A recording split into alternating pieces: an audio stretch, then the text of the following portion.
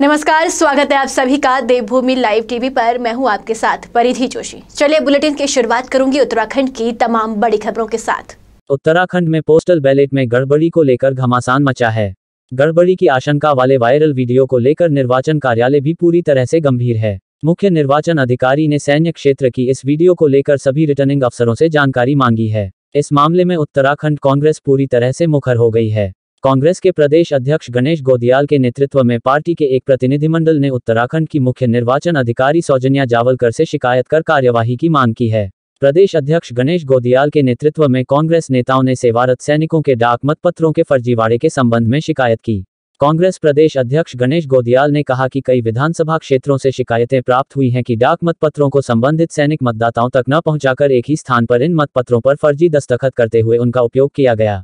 उन्होंने कहा कि सेवारत सैनिक मतदाताओं को उनके मतदान के अधिकार से वंचित रखा गया। डाक मतपत्रों के इस प्रकार दुरुपयोग से निर्वाचन आयोग की निष्पक्षता पर बड़ा प्रश्न चिन्ह लगता है, जिसकी उच्च स्तरीय जांच की जानी चाहिए। पोस्टल बैलेटों में भारतीय जनता पार्टी धांधली करती है, ये हमारा जो शक है, वो जो वर्तमान में जो वीडियो वायरल हुआ है उससे ये सत्य साबित हुआ है।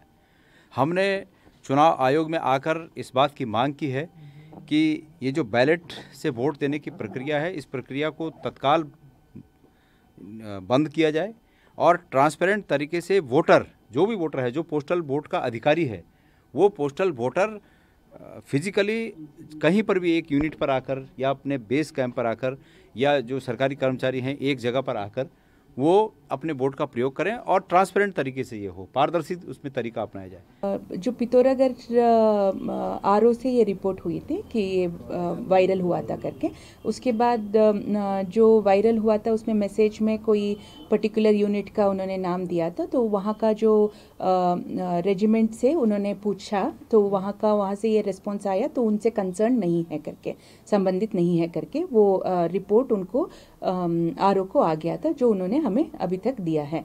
आर्मी का जो वोटिंग है उनका पूरा प्रक्रिया वो जानना चाहा और उसके बाद उन्होंने कहा कि उस पर कोई सुझाव भी वो दे देंगे कि उसको और पारदर्शी बनाने के लिए, ट्रांसपेरेंसी लाने के लिए क्या क्या उसमें एलिमेंट जोड़ना चाहेंगे, वो भी वो कल तक दे देंगे।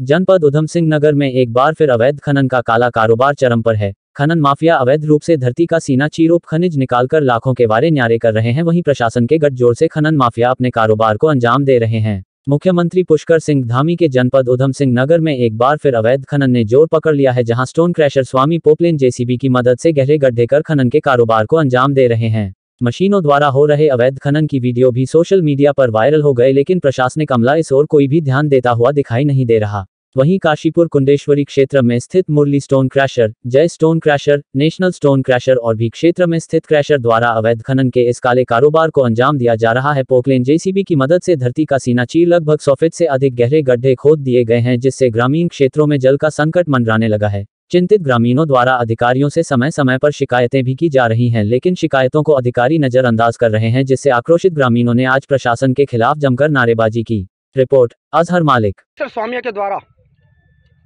गड्ढे खोदे जा रहे हैं, उन गड्ढों से जो यहाँ क्षेत्र है सारा, उसमें ये समस्या आ रही है कि जो नल है उसके अंदर पानी आना बंद हो गया है और आम जनमानस को पानी नहीं प्राप्त हो पा रहा। सरकार ने हेडपंप लगाए, क्यों लगाए?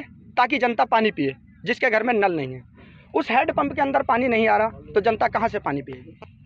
मैं इस बात में कहना चाहूँगा कि जितने क्षेत्र के किसान हैं उनको कहा जाता है कि आप धान ना लगाएं, बेमौसमी धान ना लगाएं।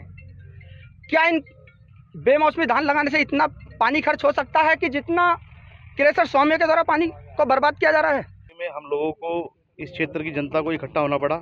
उसका मुख्य कारण ये है कि कुछ क्रैशर वाले सरकार द्वारा कोई खड्डा खोदने की परमिशन के नाम पर अवैध खनन कर रहे हैं। अवैध खनन करके लाखों टन माल इकट्ठा कर लिया, सामग्री इकट्ठी कर ली है और अपने वारे न्यारे करने के चक्कर में लगे हुए हैं। और इसका जो प्रभाव पड़ रहा है क्षेत्र में, जल स्रोत सूख गया है।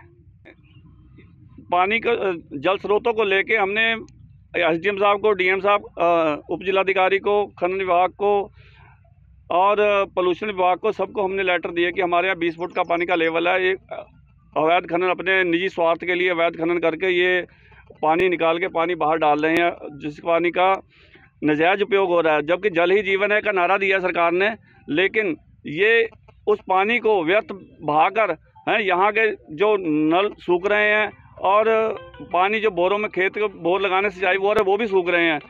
कोई प्रशासन नहीं सुन रहा। हमने सब शासन प्रशासन को सब लिखित में भी दिया, वैसे मुलाकात भी की, मौखिक रूप से किया, किसी ने कोई इस पे ऊपर असर नहीं किया किसी ने। ये अभी संज्ञान में आया है कि जुनका में ग्रामीणों द्वारा इसमें प्रदर्शन किया गया है, खनन की उनकी शिकायतें हैं और इसमें मेरे द्वारा खनन विभाग से भी वार्ता की गई है और इसमें हम शीघ्र ही इसमें खनन विभाग की राजस्व विभाग द्वारा इसमें संयुक्त कार्रवाई इसमें की जाएगी। 4 मार्च से दक्षिण भारत के उडुपी में शुरू होने वाली राष्ट्रीय थ्रो बॉल प्रतियोगिता में उत्तराखंड की टीम में मसूरी के मानव भारती इंडिया इंटरनेशनल स्कूल के 7 खिलाड़ियों का चयन किया गया है। वह अन्य 8 खिलाड़ी रुड़की और हरिद्वार से चयनित हुए। एक होटल के सभागार में आयोजित पत्रकार वार्ता में मसूरी नगर पालिका के सभासद प्रताप पवार व सभासद दर्शन पवार ने बताया कि मसूरी और आसपास के क्षेत्र में विभिन्न प्रतिभाएं हैं, परंतु उनको सही समय पर प्लेटफॉर्म न मिलने के कारण उनकी प्रतिभा निखर नहीं पाती है। उन्होंने कहा कि उनके द्वारा खिलाड़ियों को प्रोत्साहित करने के लिए आर्थिक मदद दी गई है। सभासद दर्शन रावत और प्रताप पवार ने कहा कि मसूरी के लिए गर्व की बात है कि राष्ट्रीय थ्रो बॉल प्रतियोगिता में मसूरी के खिलाड़ियों का चयन किया गया है, जो कि उत्तराखंड की टीम का प्रतिनिधित्व करेंगे।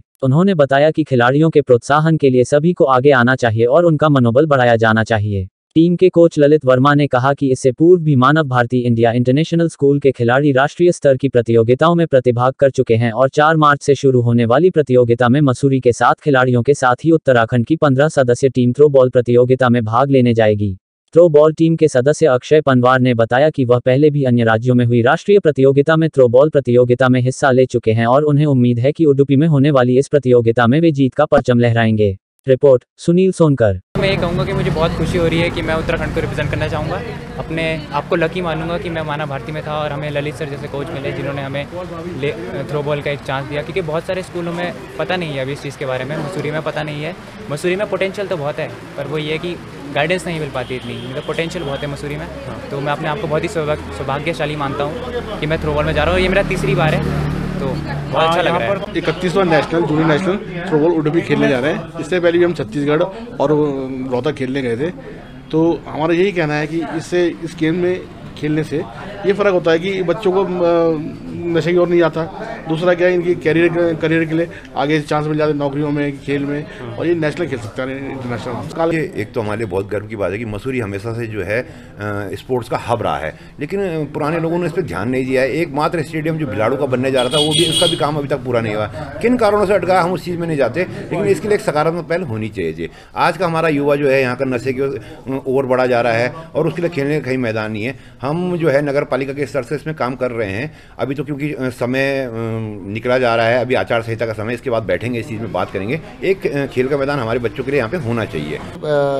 मानव भारती के जो हमारे बच्चे हैं, ये उडुपी जो है ये थ्रो बॉल का जो गेम है उसको खेलने जा रहे हैं। तो हमारे कोच साहब ललित भाई, उनकी हमारे से बात हुई तो उन्होंने कहा इस प्रकार से हमारे बच्चे जो है उत्तराखंड टीम से वहाँ जा रहे हैं। तो हमें बड़ी खुशी हुई और मैंने कहा ये बड़ी सौभाग्य की बात है कि अगर ऐसे कामों में हमारा एक थोड़ा सा भी योगदान हो तो बच्चों को बड़ा प्रोत्साहन मिलेगा। तो मैंने और प्रताप भाई ने वो साहब से कहा कि जो भी हमसे बन पाएगा, एक छोटी सी इनकी मदद करने का जो भी हमने एक बीड़ा उठाया, तो हमने कहा हम करेंगे। पहाड़ों की रानी मसूरी में एक बार फिर मौसम ने करवट बदल ली है। मसूरी में तेज बारिश के साथ ओलावृष्टि होने से तापमान में भारी गिरावट दर्ज की गई है। ठंड से बचने के लिए लोग अलाव और गर्म कपड़ों का सहारा ले रहे हैं। मसूरी में मौजूद पर्यटक बारिश और ओलावृष्टि का जमकर आनंद ले रहे हैं। वहीं उम्मीद जताई जा रही है कि मसूरी में एक बार फिर बर्फबारी हो सकती है। मसूरी में आए पर्यटकों की माने तो मसूरी का मौसम एकदम कूल हो गया है। वहीं उनको उम्मीद है कि मसूरी में दोबारा बर्फबारी हो सकती है, जिसके लिए वह मसूरी में रुककर इंतजार कर रहे हैं।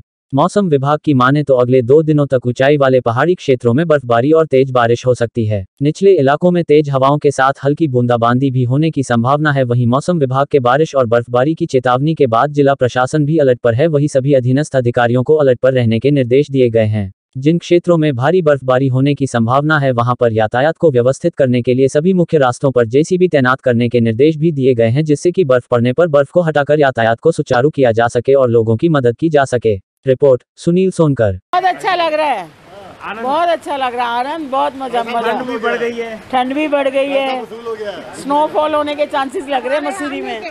अरे आने के पैसे वसूल हो गए। काफी एंजॉय कर रहे हैं, बहुत एंजॉय कर रहे हैं।